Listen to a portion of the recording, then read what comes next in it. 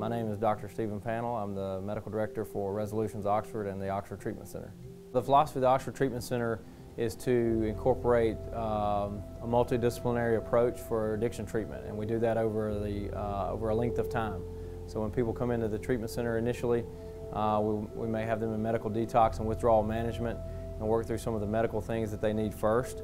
And as they do better and become more stable, we transition them to the other treatment programming such as experiential therapy, individual therapy, group therapy, and the different modalities that may have them more engaged in moving around the facility. We treat the disease of addiction as a primary healthcare illness. We treat it as a biological phenomenon and try to address the person as you would any other illness associated in healthcare. We try to understand the biology, the physiology, the psychology of how it affects the person as a whole and how to help them treat those symptoms and manage them and get them into remission.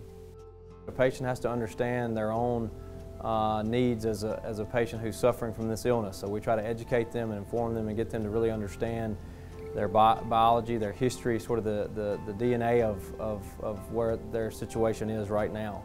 Then we try to let them understand a little bit about the physiology of how the external chemicals has changed that, how it's going to change as they start to get better, and then the psychology of it to allow them to understand how these dynamics have negatively impacted their way of thinking, their way of living, their way of interacting with their families and their outside world. I find what I do very rewarding.